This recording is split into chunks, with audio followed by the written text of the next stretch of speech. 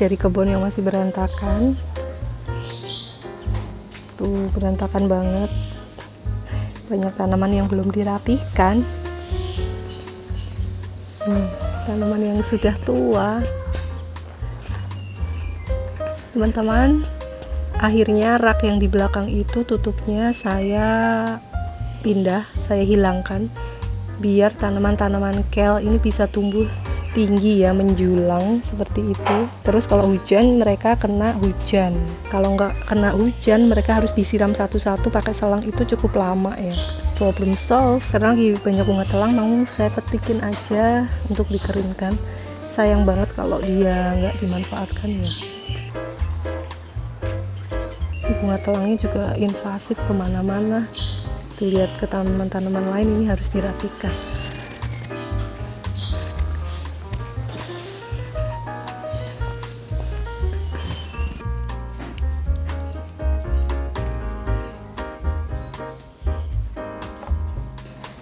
Ini banyak seperti ini karena lembab ya. Rosemary, terus ada kembang melati. Untuk teh kita petik aja. Lihat ini rosella saya teman-teman, udah berbunga, bentar lagi bisa dipanen. Hihi, senangnya. Nah, ini bunga yang kita tanam di video kemarin ya teman-teman. Nih, udah pada berbunga. Ini jenis yang pendek ya, jenis yang kerdil, jadi di pot aja udah bisa berbunga. Benihnya bisa didapatkan di Tokopedia dan Shopee MGB Garden. Nah, kalau ini saya ngurusin kompos belum selesai juga teman-teman, panen kompos. Tuh lihat, masih karena sering hujan dan ditinggal-tinggal ya, jadi belum selesai ngomposnya. Terus saya juga punya kompos terbaru teman-teman, nih di sebelahnya tuh udah mulai saya isi-isi. Nih kalau ngebon masukin situ. Nah, saya mau lanjutin nyaring komposnya ya teman-teman. Lihat nih, banyak sampah, banyak benda-benda asing, tinggal kita saring aja seperti ini teman-teman, diayak-ayak-ayak jadi kompos yang siap untuk dipakai. Ini rencananya mau saya pakai untuk pembibitan teman-teman. Wow. Nah, sekarang saya mau petik-petik tanaman-tanaman untuk saya jadikan lalapan. Yuk ikutin yuk.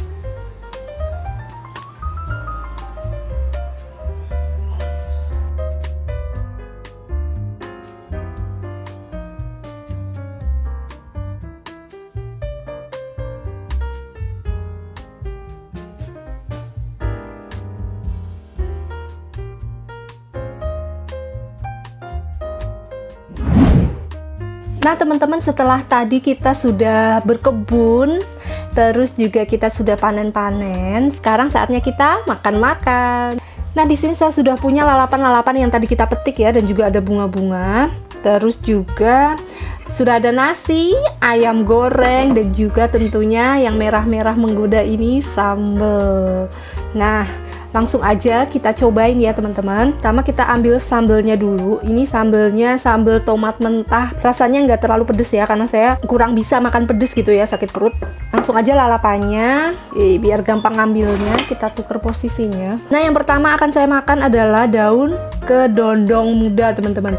Daun kedondong muda ini saya sudah makan dari saya kecil ya. Jadi Pak De saya tuh punya pohon kedondong dan saya suka manjat dan makanin daun kedondongnya. Oke, sebelum makan kita berdoa dulu ya. Amin. Langsung aja.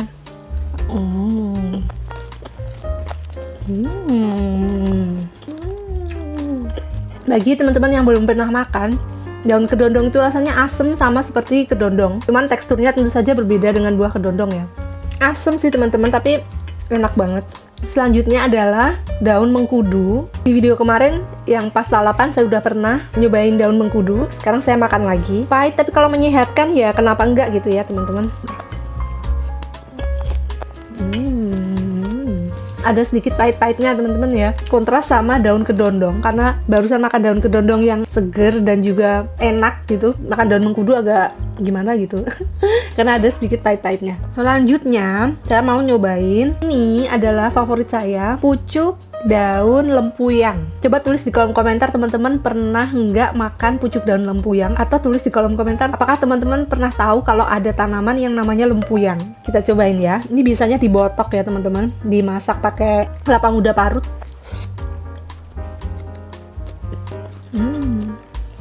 Enak.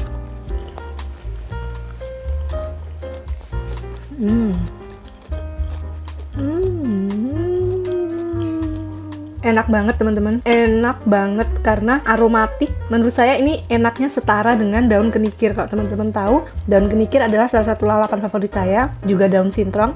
Nih, daun mudanya lempuyang itu juga harus banget teman-teman cobain. Daun beluntas, timun. Kalau daun beluntas selalu enak seperti biasa ya teman-teman. Juga salah satu daun lalapan favorit saya. Oke, selanjutnya ada daun bayam Brazil. Jadi di video kemarin ada yang komen, itu di belakangnya ada daun bayam Brazil, kenapa nggak dilalap sekalian? Baiklah, ini saya lalap ya. Daun bayam Brazil kalau dimakan mentah rasanya seperti apa? Bismillah. Rasanya tawar teman-teman, tidak ada aroma khusus gitu ya. Terus renyah juga. Jadi menurut saya cukup enak ya makan daun bayam Brazil itu ya untuk lalapan. Biasanya sih saya masak, biasanya ada aftertaste-nya itu agak keset gitu. Tapi kalau dimakan langsung tuh nggak ada teman-teman. Oke, selanjutnya saya nemu daun sintrong, favorit saya. Selanjutnya daun ginseng Jawa. Daun ginseng Jawa rasanya juga tawar, tapi teksturnya itu berlendir ya. Kalau teman-teman yang bermasalah dengan tekstur makanan yang berlendir, mungkin kurang begitu suka. Ternyata rasanya tuh beda sama ketika dia udah dimasak teman-teman. Jadi kalau mentah gini kita dapat tekstur crunchy-nya, tapi kalau udah dimasak gitu kan dia udah lemes banget gitu. Oke, yang selanjutnya ini adalah ketumpang air. Memang tanaman liar ya, kadang tumbuh di semak-semak atau di pot-pot atau bahkan di selokan. Kalau mau untuk dimakan jangan asal ngambil ya teman-teman. Ambil dari tempat yang bersih, dari tempat yang tidak tercemar. Aromanya udah enak sih, kayaknya sih enak. Ini baru pertama kali saya makan. Bismillah. Harusnya saya makan mentahnya dulu ya, nggak pakai apa-apa, maaf lupa. Enak rasanya. Boleh banget cobain ketumpang air, nanti manfaatnya saya tulis di sini ya. Nanti akan ada manfaatnya. Saya lihat dulu di bukunya. Enak. Tahu gitu dimasak ya, biasanya dibuang-buang aja soalnya. Lalu ini daun kenikir. Menjawab pertanyaan teman-teman, daun kenikir itu yang kuning bisa dimakan atau enggak gitu. Karena katanya cuma bisa sebagai tanaman hias. Padahal enggak teman-teman. Kenikir yang warna kuning sekalipun ini juga bisa dimakan. Daunnya juga bisa dimakan, buahnya. Bunganya maksud saya. Oke. Kita coba rasakan pakai sambal. Enak.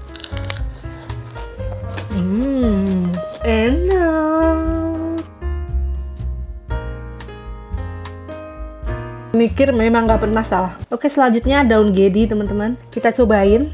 mentah, karena saya belum pernah nyoba makan mentah. Kalau dimasak sih sering ya. Bismillah. Sama seperti daun ginseng Jawa ya teman-teman, berlendir tapi rasanya tuh tawar, enak. Cuman kalau sekali lagi teman-teman yang tidak menyukai tekstur sayuran berlendir, kurang cocok. Oke, selanjutnya adalah bayam Malabar atau gendola. Banyak yang salah persepsi ini adalah binahong merah, padahal bukan teman-teman ya. Binahong tidak seperti ini ya. Link di deskripsi artikel yang sudah saya tulis tentang cara membedakan binahong dan juga gendola. Atau kalau teman-teman mau saya bikinin videonya, tulis di kolom komentar ya. Langsung aja kita cobain. Nah, daunnya berlendir seperti daun ginseng dan juga daun gedi, tapi ada rasa tanahnya. Plus ada sensasi sedikit pahit. Kalau dimasak sih enak, tapi kalau dilalap ternyata kurang begitu nikmat kalau menurut saya ya. Daun gendola atau dikenal juga bayam Malabar atau dikenal juga sebagai angkung ya, bukan binahong merah. Oke, lanjut. Ini saya juga petik pucuk daun salam karena ada beberapa yang komen, Mbak cobain pucuk daun salam. Kebetulan saya punya pohon salamnya juga. Ayo kita coba, bismillah. Sedap banget.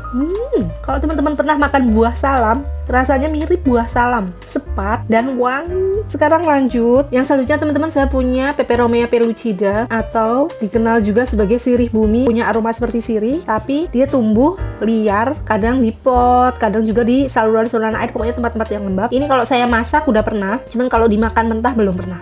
Ayo kita cobain, bismillah. Aroma cukup kuat teman-teman.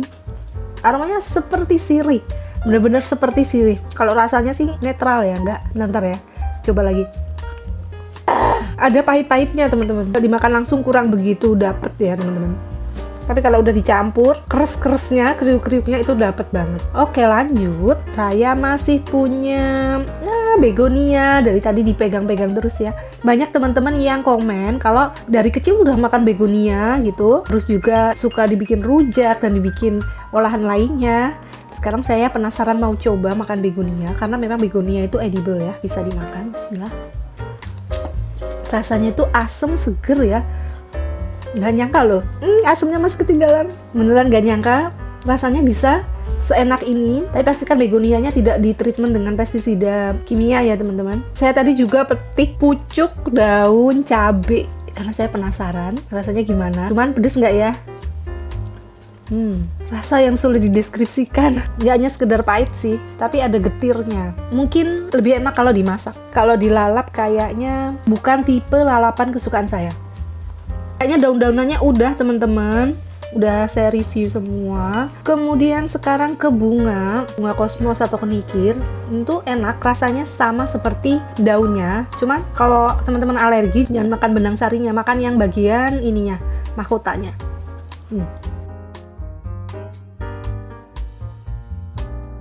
Pahit rasanya, tapi biasa aja. Bukan pahit yang gimana-gimana sih. Terus selanjutnya adalah ini bunga marigold. Udah pernah saya makan ya. Kalau teman-teman ngikutin video saya waktu saya di Melbourne, saya makan ini. Ada pahit-pahitnya dan ada wangi-wanginya. Nah, kapan-kapan saya mau ngeringin dan mau saya bikin teh ya.